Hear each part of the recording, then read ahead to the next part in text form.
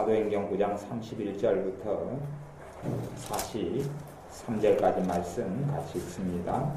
그리하여 온 유대와 갈릴리와 사마리아 교회가 평안하여 든든히 서가고 주를 경외함과 성령의 위로로 진행하여 수가 더 많아지니라. 때에 베드로가 사방으로 두루 행하다가 루따에 사는 성도들에게 내려갔더니 거기서 애니아라 하는 사람을 만나매 그가 중풍병으로 상 위에 누운 지 8년이라. 베드로가 가로되 애니아야, 예수 그리스도께서 너를 낫게 하시니 일어나 내 자리를 정돈하라 한데 곧 일어나니 루따와 사론에 사는 사람들이 다 그를 보고 주께로 돌아가니라. 요바에 다비다라 하는 여제자가 있으니 그 이름을 번역하면 도르가라. 선행과 구제하는 일이 심히 많더니 그때에 병들어 죽음에 시체를 씻어 가락에 미우니라. 루따가 요바에 가까운지라. 제자들이 베드로가 거기 있음을 듣고 두 사람을 보내어 지체 말고 오라고 간청하니 베드로가 일어나 저희와 함께 가서 이르매 저희가 데리고 다락에 올라가니 모든 과부가 베드로의 곁에 서서 울며 도르가가 저희와 함께 있을 때에 지은 속옷과 겉옷을 다 내어 보이거늘 베드로가 사람을 다 내어 보내고 무릎을 꿇고 기도하고 돌이켜 시체를 향하여 가로되 다비다야 일어나라 하니 그가 눈을 떠 베드로를 보고 일어나 앉는지라. 베드로가 손을 내밀어 일으키고 그의 산 것을 보이니 온 요빠 사람이 알고 많이 주를 믿더라. 베드로가 요빠에 여러 날 있어 시몬이라 하는 피장의 집에서 유하니라. 아멘. 9장의 말씀에는 사울이었던 사람이 개종하는 것, 예수를 영접해서 그래서 주님의 사람이 되는 것이 나와 있고 그 다음에 사울이라는 청년이 예수를 영접한 다음에 다메섹 지역에 전도를 하다가 사람들이 사울을 죽이려 하고 사울이 복음을 전했던 제자들이 사울을 피신시켜주는 장면이 나옵니다. 그리고 이제 교회가 온 유대와 갈릴리와 사마리아 교회가 평안하에 든든히 서갔다. 그러고 두 가지의 일로 인해서 수가 많아졌다 그러는데 그 두 가지는 첫째는 주님을 경외하는 것이 있었다 하는 첫째, 두 번째는 성령님의 위로가 있었다 그렇게 이야기합니다. 그리고 오늘의 이제 말씀에는 베드로 사도가 사방을 두루 다니다가 루따라는 곳으로 이렇게 갔는데 거기에 애니아라 하는 사람이 8년 동안 중풍병으로 누워 있었고 애니아에게 예수님께서 너를 낫게 하시니 일어나라 하는 기적을 일으킵니다. 사람들은 항상 생각합니다. 하나님의 전능하시기 때문에 무엇인지 하실 수 있기 때문에 나한테 한번 무슨 기적인가 무슨 일인가를 해보시오 라고 요구합니다만은 하나님께서는 주님을 경외하는 사람, 주님을 사랑하는 사람, 주님과 가까운 사람을 통해 일을 하신다는 것을 반드시 알아야 합니다. 애니아라는 사람이 중풍병으로 8년 누워 있어도 베드로라는 하나님의 사람이 가니까 베드로가 기적의 통로, 은혜의 통로가 되어져서 애니아가 일어나는 것입니다. 두 번째 베드로를 통한 기적의 사건은 다비다라 하는 여제자, 주님을 섬기는 제자가 있었는데 과거에는 그리스도인 신자를, 성도를 다른 말로 제자라 그렇게 이야기했습니다. 그래서 신자의 다른 이름은 언제까지냐 그러면 안디옥 교회 시절까지는 다 제자란 말로 통용이 됐습니다. 다 제자란 말로 통용이 됐어요. 그래서 주님께서 누구든지 내 제자가 되려 하면 자기를 부인하고 제 십자가를 지고 나를 좇을 것이다. 그렇게 말씀할 때에 그 제자란 말은 주님을 믿는 성도, 주님의 신자, 다시 이야기하면 구원받은 자, 천국 가는 자 그런 이야기를 한다는 것을 꼭 이해하고 성경을 읽어야 합니다. 그냥 제자란 요즘식의 어떤 제자 훈련 그런 개념이 도입되어져서 제자란 뜻은 믿음이 초신자보다 더 나은 사람 이런 것을 제자로 가리키는 단어 뜻이 아닌 것을 항상 상식적으로 알아야 됩니다. 사도행전의 초기에 복음이 전해질 때도 그날의 제자의 수가 3,000이나 더하더라. 제자의 수가 5,000이나 더하더라. 제자란 뜻은 예수를 믿는 자를 제자라고 이야기하는 것이지 믿음이 좀 고수준의 믿음 아니면 성장한 믿음을 가진 사람을 제자라고 이야기하지 않습니다. 예수를 믿는 자, 그 사람을 제자라 그럽니다. 그리고 이 다비다라 하는 주님의 제자가 있었는데 다비다라 하는 제자, 다른 이름은 도르가였는데 선행과 구제하는 일이 심히 많았지만 병들어서 죽었다 그럽니다. 그리고 사람들이 믿는 사람, 또 이 다비다 도르가라 하는 여자도 믿음이 좋은 사람이었는데 병들어서 죽을 수밖에 없습니다. 하나님이 살아계시면 병들어 안 죽게 할 수 있잖아요. 아니면 우리가 기도로 어떻게 좀 살려보겠습니다. 그렇게 될 수 있는 성질이 아니다는 사실을 많이 이해하고 알아야 하는 것입니다. 하나님의 뜻이 있으면 살리겠지. 그런 소설이 이루어지지 않는다는 것은 아셔야 합니다. 그래서 사람이 경건은 인정하지만 경건의 능력이 없는 사람은 어리석은 사람이고 잘못된 믿음을 가진 사람이기도 하다는 것을 이해를 해야 됩니다. 정말로 주님께서 함께 하시는 사람이면 주님께서 함께 하시는 기적과 이적과 하나님의 역사가 뭐라고 이야기해도 동반되어 나타나야 합니다. 그게 없다면 주님이 함께 하는데 함께 하시는 주님의 손이 역사하지 않는다면 다시 이야기하면 성령님께서 그와 함께 역사하지 않는다면 그에게는 경건의 능력이 없고 그의 신앙이 참인지 거짓인지를 다시 살펴보아야 하고 아니면 최소한 그가 주님을 믿는다고 하지만 아직 제대로 주님을 알지 못하는 사람이다 하는 생각을 할 수밖에 없게 되어집니다. 여기서는 이제 다비다라 하는 사람과 또 여러 제자들이 나오지만 다비다가 병들어 죽는 것을 막지를 못합니다. 누가 필요하느냐? 주님의 제자 베드로가 필요합니다. 베드로가 필요합니다. 베드로가 아니면 다비다는 다시금 살아날 수가 없습니다. 주님께서도 어떤 귀신 들린 아들을 둔 아버지에게 그 아들을 쫓아내주면서 나중에 제자들이 은밀히 묻죠. 우리는 왜 이런 기적과 이적을 행할 수 없었습니까? 그러니까 이런 이유는 기도 외에는 또 때론 다른 말씀에는 기도와 금식 외에는 나갈 수가 없다 라고 이야기하시기도 하고 또 다른 말씀에는 너희가 겨자씨 하나를 만한 믿음이 있으면 된다. 믿음이 적은 연고라 이렇게 또 다른 복음서에는 말씀하기도 합니다. 두 가지죠. 기도의 부족과 그 다음에 믿음의 부족 두 가지 때문에 기적이 나타나지 못한다라고 이야기하는 것이지요. 이게 사람들은 자신의 어리석음, 자신의 믿음의 부족, 자신의 기도의 부족 이런 부분들을 문제 삼지 않고 하나님 탓으로 돌리기를 무척이나 좋아하는데 그렇지 않습니다. 그렇기 때문에 욥바에 사는 믿는 사람들은 이 영적 원리를 그래도 깨닫고 알아서 자신의 사랑하는 사람이 죽었기 때문에 주님을 원망하거나 하나님을 원망하기보다는 주님의 제자를 빨리 오라고 간청하여 부릅니다. 그것이 9장 38절에 제자들이 베드로가 거기 있음을 듣고 두 사람을 보내어 지체 말고라고 간청하니 간청이란 단어가 들어갔다는 것을 알아야 합니다. 간절히 청원을 했습니다. 빨리 좀 와달라고. 사실은 베드로를 부르는 것 자체가 믿음의 행위입니다. 왜냐하면 이 다비다라 하는 여자는 이미 죽었기 때문에 그렇습니다. 죽은 사람을 살려내기로 원하는 것이죠. 죽은 사람을 살려내기로 원하는 것. 그러니 사실은 믿음이 없으면 가능하지 않은 이야기예요. 그리고 베드로는 다락에 저희와 함께 가서 이르릅니다. 그리고 모든 과부가 베드로의 곁에 서서 39절에 보면 서서 울며 그리고 죽은 도르가가 자신들에게 얼마나 좋은 일을 해줬는가를 보여줍니다. 40절에 보면 이제 40절을 보면 무슨 일이냐 하면 베드로가 사람을 다 보내버리고 혼자 하나님 앞에서 1대1로 무릎을 꿇고 기도하는 것을 알 수가 있습니다. 베드로는 주님에게 잘 배웠기 때문에 그렇습니다.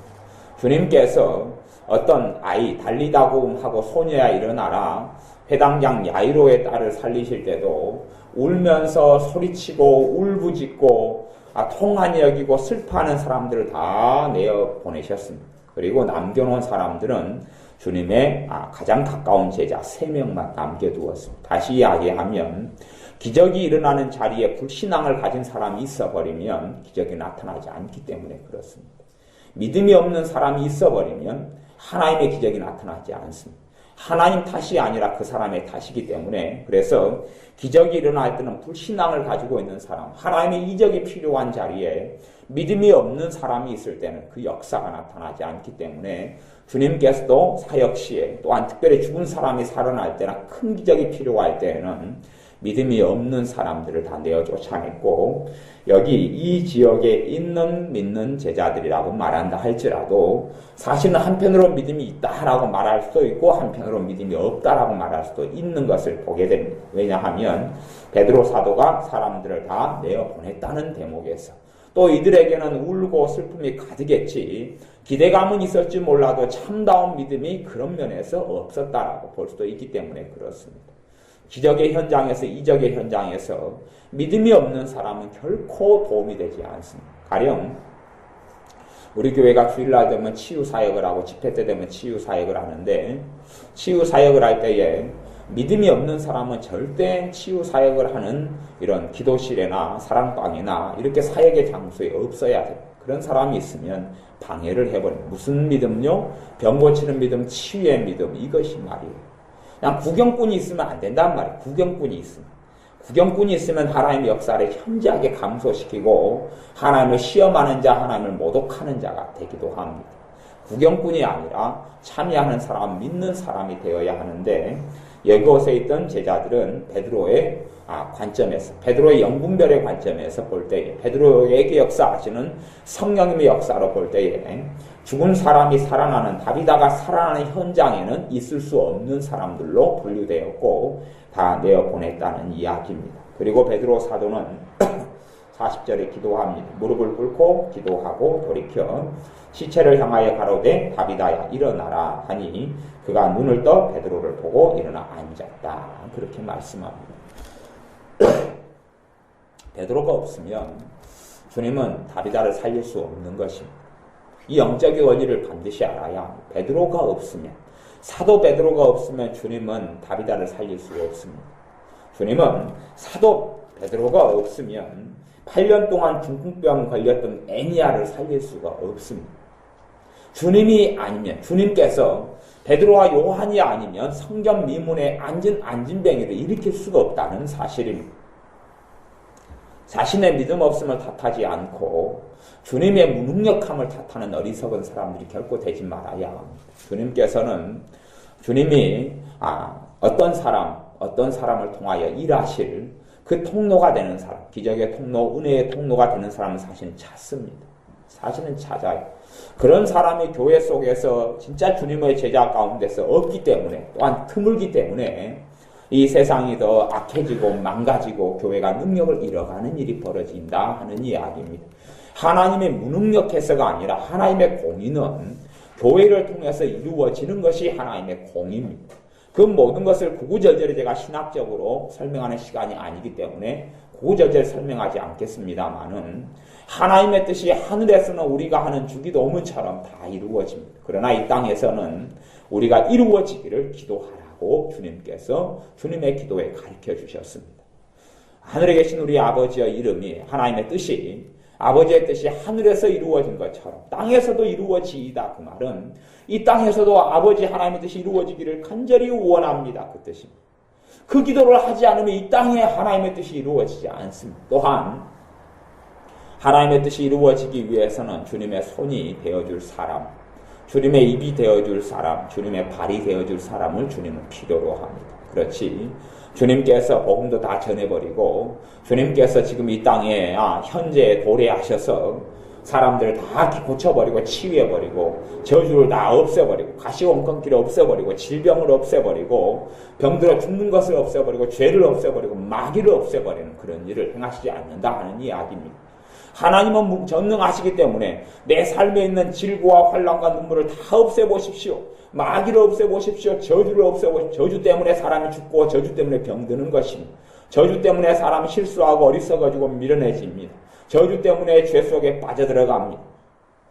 그런데 이것을 주님 한번 없애보십시오 할 때 주님은 그렇게 하실 수 없다는 이야기입니다. 그것이 주님의 공의입니다. 주님의 공의. 이 땅은 주님의 공의가 시행되는 장소입니다. 하나님의 나라는 하나님의 뜻이 시행되는 장소고, 이 땅에는 하나님의 뜻은 이 땅에 하나님의 뜻이 이루어지기를 원하고, 어떤 사람도 나고자가 없이 구원받기를 원하시지만, 그 하나님의 뜻은 하나님의 공의를 따라서 믿는 주님의 제자, 헌신된 주님의 사람, 순종하는 주님의 사람을 통하여 이루어 가실 수 있다는 사실입니다. 마찬가지로 내 삶에 일어난 하나님의 축복도 나를 통하여 나타나는 것이지, 하나님이 마음대로 어떻게 해서 나타나는 것이 아니라는 사실을 알아야 합니다. 그 사람이 믿음의 사람이면 그 사람의 삶 속에 그 사람의 믿음을 통하여 믿음의 열매를 거두게 되는 것입니다. 그 사람이 헌신의 사람이고 기도의 사람이다면 그 사람의 헌신과 기도를 통하여 주님을 사랑함을 통하여서 열매를 거두게 하시는 겁니다. 그 사람이 주님을 경외하는 사람이다면 얼마 전에 9장 31절 말씀대로 하나님을 경외하는 것을 통하여서 수가 더 많아졌다, 그렇게 제자의 수가 더 많아졌다고 말씀하듯이 주님을 경외함을 통하여서 이런 하나님의 은혜의 역사가, 구원의 역사들이 나타나는 것이, 그것 없이 하나님 마음대로 다 가능하시오니 그랬다면, 그게 가능했다면 현 시대의 교회의 타락들은 별로 없었을 것입니다. 별로 없었을 것이에요. 교회 타락의 중요한 선봉 기수가 되는 것은 목회자들이 교회 타락의 중심 요인이 되고 맙니다.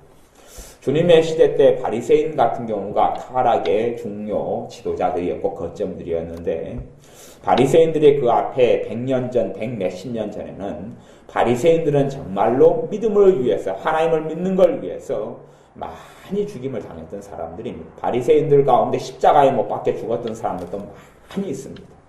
그래서 그 믿음을 지켜서 시간이 흐른 다음에, 시간이 한 2세기 정도 흐른 다음에 바리새인들이 그 당시 신앙, 유대 신앙, 이스라엘 신앙에 있어서 중직자의 자리에 놓이게 되고 다시 야금 지도자가 됩니다. 지도자가 되면 많은 돈을 사실은 움켜쥐게 될 수 있는 기회를 얻게 됩니다. 종교 지도자가 되면 쓰라고 용돈도 아마 줄 거 아니에요. 또 감동도 받아서, 그게 하나님으로부터 온 감동이 아니라 스스로 얻는 감동 때문에 많이 어떻게 생길 거 아니에요. 요즘 같으면 큰 교회 목사님들이 돈을 사랑하지 않는 경우가 얼마나 있느냐 그럴 때 별로 없어요. 왜냐하면 큰 교회 목사님들은 다 돈이 이제는 많이 들어오는 그런 일이 되어졌어요. 그래서 어떤 면에서는 사회에서 일각에서 그런 뉴스들이 자주 뜹니다. 오늘도 떴고 어제도 떴고 그랬어요. 어떤 큰 교회 목사님 1년 연봉이 6억이다. 이런 기사가 오늘은 났어요. 6억의 연봉의 내용이 뭐냐 그러면 1억 2천만 원 정도는 월급이었고, 그 다음에 목회 활동비가 한 6천만 원이 지급되고, 그리고 한 2억 정도는 목사님 사모님이 유학하는 유학비고, 또 사람들 대인 접촉하고 하는 이런 비용이 1억 8천만 원 해가지고 결국은 그 손에 들어가는 돈이 6억이다 그렇게 돼요. 근데 큰 교회 목사님들은 사실은 이런 사회에서 그런 뉴스가 나오고 하지만 그건 빙산의 일각에 불과해요. 빙산의 일각이라는 것이 뭐냐 하면 그 정도 돈만 버는 건 아니단 말이에요. 왜냐하면 장경동 목사님 같은 분이 이런 데 와서 하루 집회를 하고 이틀 집회를 한다 그러면 그런 것은 아예 그런 소득에 들어가지 않기 때문에 가외 수입이죠. 그러면 잠깐 집회하면, 그때 성광교회 2박 3일인가 집회했는데 얼마 들였죠? 2,500만 원 들였죠. 2박 3일 집회했는데 2,500만 원 들였어요. 그렇게 그 상상이 안 되는 돈이죠. 한 달에 1,000만 원 받는다 그러면 2박 3일, 그건 다 꽁돈인데 그냥 1일 집회, 이틀 집회, 3일 집회는 가득 합니다. 1년 내내 연중으로 모든 계획이 차 있어요. 집회만 해가지고도 보통 한 100회 이상을 하게 되는데 1,000만 원짜리 100회다고 해보면 얼마입니까? 10억이죠. 그런 껌값이에요. 조영기 목사님 같은 분이 1시간 설교하고 강의하면 돈 상상 못합니다. 1,000만 원 주면요 이제 참석 안 합니다. 그런 거 안 합니다. 우습습니다. 무슨 말이냐 그러면 교인이 한 1,000명 정도 되는 교회 정도 돼버리면 이제 과외 수입이 어마어마하게 늘어납니다. 교회에서 얻게 되는 돈만이 아니라 부흥에 초청 들어오고 강사 들어오고 별의별 집회들이 많기 때문에 이런 데 나가게 됩니다. 그런 돈이 1년에 예를 들어서 1억을 월급으로 받는다 그러면 1억 아무것도 아닙니다. 그래서 큰 교회 목사님들은 부흥회 강사로 하는 걸 좋아합니다. 그것이 옛날에 바리새인들처럼 성경에는 그래서 그렇게 나왔습니다. 바리새인들은 돈을 사랑하는지라. 그래서 주님께서 하나님과 재물을 겸하여 섬길 수 없다는 주님의 말씀에 바리새인들은 섬기를 낳고 주님을 죽이려 했습니다. 왜냐하면 성경에 바리새인들 돈을 사랑하는 자들이라고 말했기 때문에 그렇습니다. 그리고 바리새인들은 끔찍하게 돈을 사랑했습니다. 생각해 보세요. 제가 그 위치가 되면 저 돈 사랑하게 됩니다. 제가 전에 강의를, 저 같은 경우는 싸구려 해가지고, 10몇 년 전에 강의를 다니면, 1시간 강의해주면 저는 그때 한 5만원 받았어요. 왜 그냥 그런 강의는 자주 없으니까 그렇게 받을 수밖에 없어요. 봐보세요. 내가 예를 들어서 부부 상담을 해준다 그러면은 돈을 거의 잘 안 받고 했지만은, 예를 들어서 부부 상담을 내가 어디 정신과 병원이다 상담소를 차려가지고 한다 그러면 하루에 뭐 20건이 오겠어요? 50건이 오겠어요? 하루에 몇 건 안 오지요? 2건이나 3건밖에 안 와요. 그러면 시간 1시간, 2시간 해도 10만원 받아도 적게 받는 거예요. 왜요? 그 일당이 벌어지지가 않기 때문에 그러는 거죠. 그래서 한두 번 이렇게 상담하는 상담료가 비쌀 수밖에 없는 거예요. 그게 문제라고 이야기하는 건 아니에요. 아닌데 이제 저같이 1시간 강의하고 5만원 받고 2시간 강의하면 10만원 받고 이렇게 하는 사람하고 그런 분들은 좀 크게 되는 분들은 1시간 설교하면 버는 돈이 못해도 그래서 유명한 목사님들은 A급, B급, C급, 특급으로 나누어져 있어요. 등급이 나누어져 있어요. 실상은. 그래서 등급별로 대우해주고 돈을 드려야 돼요. 저 같은 경우 지난번에 뭐 집회하고 저 40만원 받고 이봉에서 30만원 받아 70만원 받았어요. 그러니까 뭐 아무것도 아니에요. 아무것도 아니에요. 그런데 우리 같이 아무것도 아닌 사람 말고 그런 큰 분들은 크게 벌어요. 하루 1일 집회 1시간. 요즘엔 낮에도 집회 안 해요. 이제 밤만 해요. 밤만. 그래서 1시간 하면 1시간에 500만 원 받아요. 500만 원. 길게도 안 해요. 딱 30분만 하고 이렇게 말아도 500만 원 받아요. 또 1000만 원도 받아요.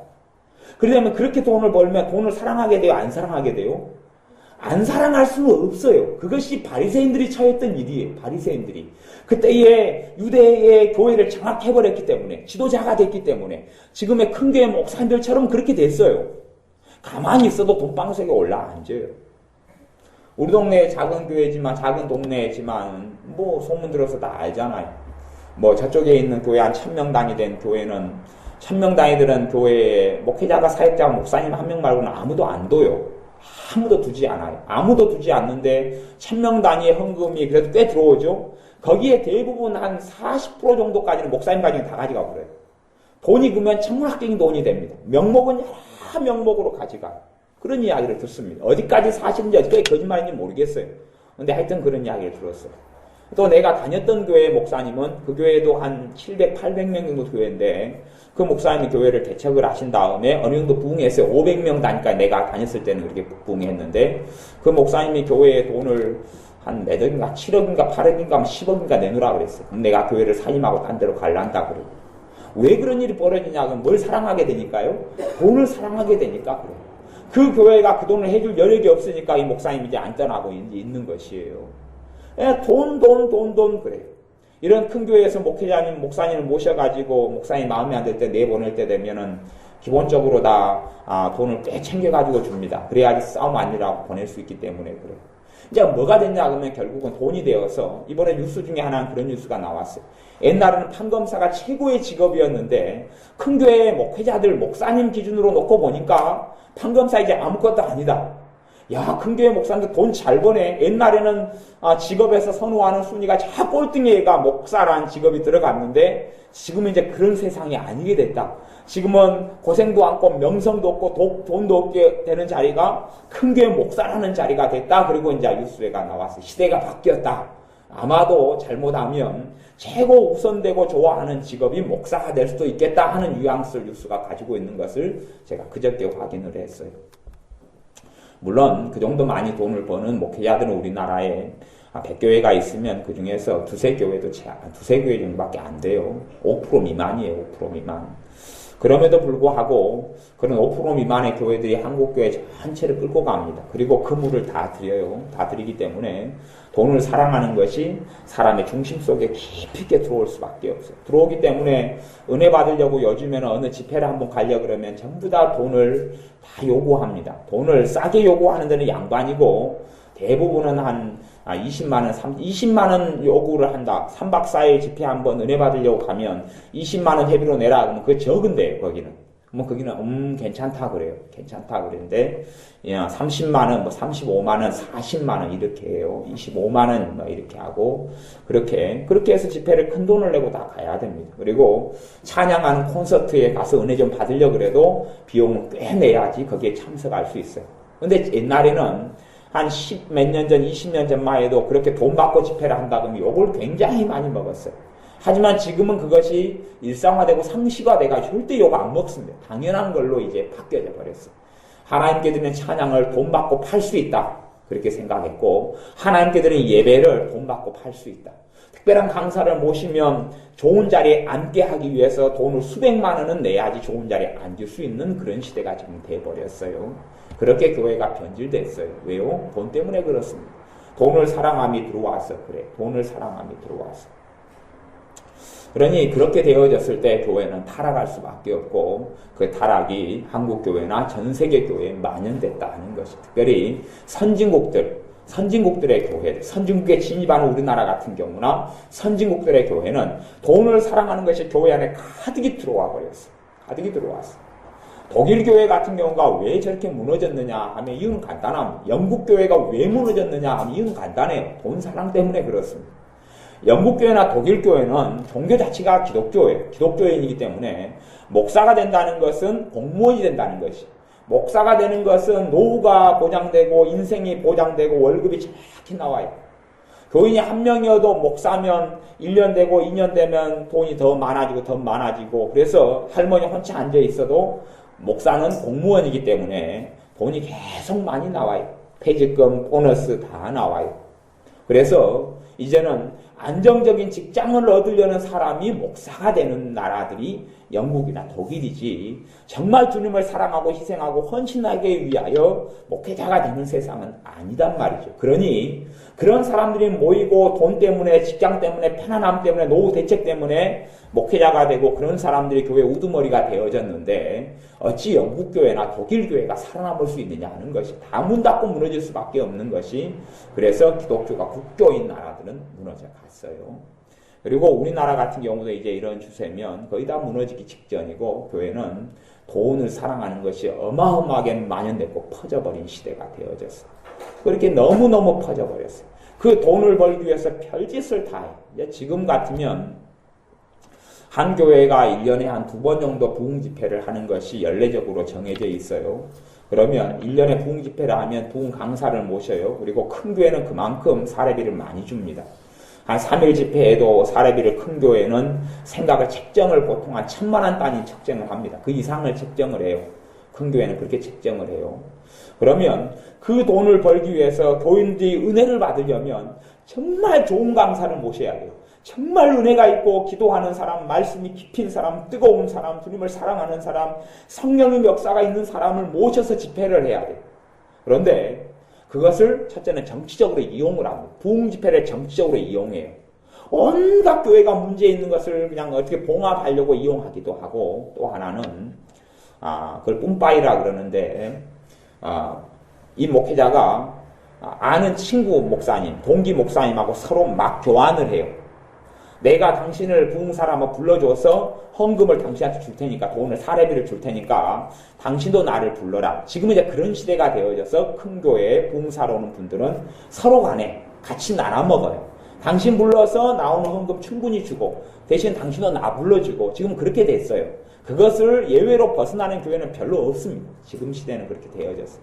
교인들이 은혜 받기 위해서 주님을 알기 위해서 어떤 집회를 하는 것이 아니라 그냥 사실은 목사들 돈 벌기 위해서 집회하는 것이 꽤 많아요. 부흥 집회 자체가 그래요. 서로 간에 돌아가면서 또 자기가 어떤 연줄이 필요하면 유명한 사람을 자기 교회에 불러요. 다시 이야기하면 내가 이제 부흥사로 길을 나가야 돼요. 내가 전에 다녔던 어떤 교회, 제가 20개 교회를 다녔으니까 별교회가 다 있었을 거 아니에요. 제가 다녔던 어떤 교회는 이 양반이 부흥사가 되려는 포부가 굉장히 강해요. 부흥사가 되려니까 누구를 불러줘야 되냐 그러면 충분히 사례금도 주면서 부흥사협회 회장을 불렀어. 회장을 불러가지고 이 사람을 모시고 잘 대접해주고 돈 잘 주고 심지어 차까지 사주고 그랬어. 한 번 오니까 차까지. 차는 몇천 단위입니다. 해줬어. 그러니까 이 부흥사회 회장이 이 목사님을 그 자리로 자기 부흥사회 단체를 끌어들여가 높은 직책을 줬어. 빼기 됐어. 그 다음에 이분들을 모시고 집회를 하면서 나중에 이분도 부흥사회 회장이 됐어. 그렇게 이제 이렇게 돌려먹기 하는 것이. 왜 그렇게 되냐 하면 하나님을 빙자하지만 돈을 사랑하는 것이 뱃속 안에 들어가 버렸어. 돈을 만지고 사는데 돈을 안 사랑할 수가 없는 것이. 물론 가난한 사람도 돈을 많이 사랑합니다. 하지만 가난한 사람이 돈을 사랑하는 비율, 돈에 매여 사는 것보다 돈을 손에 쥐고 쉽게 돈을 버는 위치에 있는 사람이 돈을 사랑하는 것은 상상을 부러워합니다. 지금의 많은 목회자들 어느 정도의 위치를 가지고 있고 인지도가 있고 하는 분들의 돈 버는 것은 그럼 6억 단위 정도는 우습습니다. 우습게 벌지. 왜? 부흥 집회를 다니고 어마어마하게 버니까. 그렇게 되면서 돈을 안 사랑하고 버틸 수 있는 강큰 사람이 존재하느냐 하는 것이. 정말로 그 모든 걸 버려버리고 할 수 있는 사람이 얼마나 있느냐 하는 것이. 그렇게 되지 않고 무너졌던 것이 바리새인들이라는 교회 지도자들, 교회 사역자들, 목회자들이었어요. 그 시대처럼 지금의 시대도 그렇게 되지만 그래서 돈을 경외함이 있지 주님을 경외함이 없는 시대가 되었는데 진짜 주님의 사람들은 주님이 경외함이 있을 때에 그 열매를 거두게 하시고 베드로처럼 주님을 참으로 경외하는 사람, 주님을 사랑하는 사람을 통해서 하나님이 역사를 일으킨다는 것을 꼭 알아야 합니다. 하나님이 이 땅의 교회에 이 땅의 세상 속에 하나님의 기적의 역사와 이적의 역사와 권능의 역사가 적은 이유는 주님을 경외하는 사람이 신자들 가운데 주님의 제자 가운데 적기 때문에 아니면 진짜 제자보다는 가짜 제자가 훨씬 더 많아지기 때문에 벌어지는 일이지 주님의 능력이 적어져서 벌어지는 일이 아니다는 것은 알아야 합니다. 베드로처럼 자신을 내어드리고 순교의 제물로 드리고 헌신하는 사람이 없기 때문에 다비다가 중풍병에서 일어나지 못하고 다비다가 죽음에서 살아나지 못하고 또 애니야가 중풍병에서 일어나는 이런 일이 벌어지지 못한다 하는 것이에요. 우리가 하나님께 참으로 원하고 소원해야 하는 것은 하나님을 경외하는 사람, 주님을 경외하는 사람이 되어지고 주님께서 나를 통하여 일할 수 있는 믿음의 사람, 믿음의 통로가 되어지는 것이 중요하지 내가 그 위치 속에서 믿음이 성장하고 자라가야 하는 것이지 단지 가만히 있으면 입 벌리면 입안에 어떤 다 익은 이런 홍시가 입안에 떨어져 들어올 줄로 감나무 밑에서 착각하고 생각해서는 안 된다 하는 일입니다. 우리의 믿음을 통하여 하나님의 역사를 볼 것이고 베드로처럼 하나님을 경외함을 통하여서 그 아름다운 결실을 보게 하십니다. 반면에 또 하나는 이런 기적, 사람이 살아나고 그리고 죽병자가 일어나는 기적들은 주님이 베푸시지만 그 어려움과 환란에서 100% 보호하시는 것은 아니다는 사실도 반드시 알아야 합니다. 그래서 그 앞에 사도 바울 전에 사울이 복음을 전하다가 죽음의 위기를 겪고 도망갔다 하는 이야기를 전했고 그 전에 이런 기적의 사람, 죽은 사람을 살리는 베드로도 채찍을 맞고 또 감옥에 들어가고 갇히고 하는 일을 겪었다 하는 것이 사도행전 앞에서부터 나온 이야기라는 것을 기억해야 합니다. 죽은 사람을 베드로를 통해 살리지만 때로는 감옥 속에 착고를 메고 있는 베드로를 천사가 와서 풀어주지만 그러나 채찍에 맞는 일도 일어나고 죽임을 당하는 일도 일어나고 환난을 당하는 일도 주님 때문에 일어나고 고통을 당하는 일도 일어나고 그 가운데 믿음으로 승리한다 하는 것입니다. 기도하겠습니다. 아버지 하나님, 우리가 참된 믿음의 사람이 되어지고 주님을 경외하는 사람이 되어져서 주님께서 베드로를 통하여 일하셨듯이 우리를 통하여 일할 수 있도록 우리 희생하며 헌신하여 주님께 드리는 믿음의 사람들이 다 되게 하여 주옵소서. 예수님의 이름으로 기도하옵나이다. 아멘.